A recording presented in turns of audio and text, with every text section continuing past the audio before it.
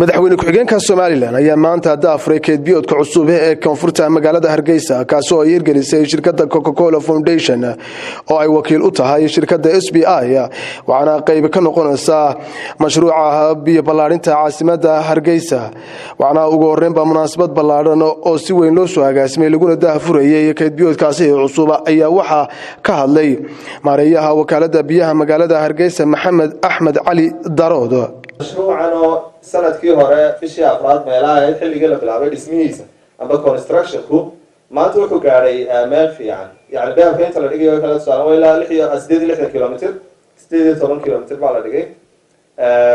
barkadaha la dhisay waxay ahaayeen 3 barkadood iyo taangigan aynu arkano oo dhulka ka kacsan ilaa 12 mitir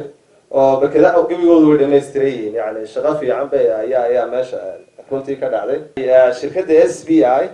inay kamid tahay shirkadaha hormuudka oo shirkadaha reer Soomaaliland runtii oo de mashaariicdan iskama iman runtii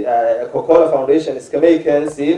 laakiin de door muhiim ah ka ciyaaraysa maxaa shirkadda reer Soomaaliland SBI loo yaqaano oo maaha kii koobaad burco waxba laga soo mashruuca biyaha burco la soo fuliyay qaybo kale Hargeysa laga qabtay baa hore u jira gabadhu ku dhow yahay yani maanta wax caqabadii kala atay loo hortaago waxa weeye inuu beerkii dhamaaday marka in yaro 180 mitir ah anoo dhagixii ku soo noqonayo mar labaad ayaa mudooyinka la qoday muddo sanadkan gudihiisa oo dhanba yani waxa laga yahay halaga iska feetar ugu dambeeyay meesha ka shaqaalada wax dhulka qodaa shan hamar shan duubaa kaga dhamaaday yani saalaadii si la yiraahdo garan maayo haddana qarax yar u adeegsan lahayn UNT baa ka shaqeynaysa oo cunaqabatayntii hulka saaran maxaa UNT as representing Hargeysa Water Agency and on behalf of the people of Hargeysa and on behalf of Hargeysa Water Agency I would like to thank madaxa shirkadda SBI Axmed Gelle Cusmaan iyo waliba mas'uul ka socday Coca-Cola Foundation ayaa iyaguna goobtaasi hadal ka soo jeediyay inaanu xaraf ka soo bilowno magaalada xaraf aanu biyo ka keenno ilaa iyo Sheekh Umar ilaa iyo ayax waxa ku baxay mashruuca $200,000 biyihiina waa laga cabaa noogu xigay magaalada Burco magaalada madaxda labaad Somaliland oo aad ugu baahnayd biyo mashruuca waxa ku baxay $700,000 waxa maanta ka cabaa 120,000 oo qof ayaa ka cabaa waxa imika inoo bilaabmay Rain 3 oo Hargeysa $5,000,000 baa ku baxay 22,000 oo qoys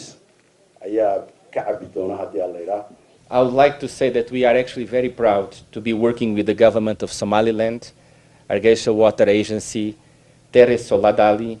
and other partners and donors. xubno ka mid ah golaha wasiirada Soomaaliland mas'uuliyiintii ka soo qayb gashay oo kulankaasi ka hadlay ayaa waxa ay soo dhaweeyeen keedbiyoodkan cusub oo ay sheegeen in wax weyn ka tari doono biyo yaraanta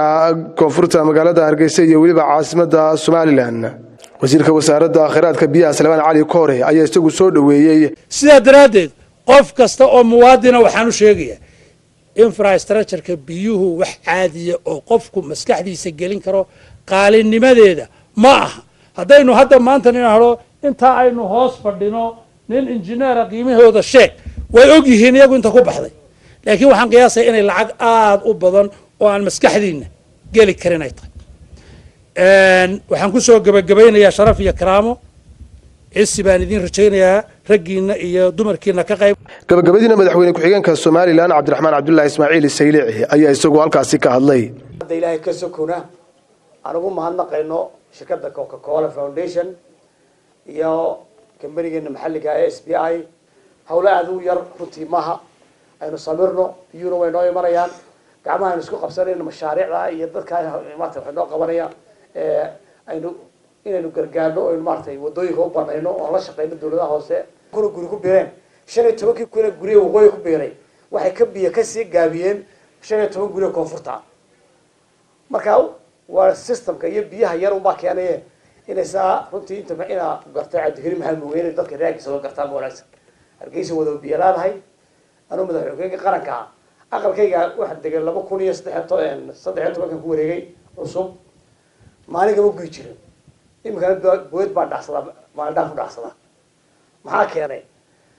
halkii ay soo gaadhayeen ba ka gaabteen macnaheedu Cabdirashiid Cabdiwahaab Xuseen Universal TV Hargeysa.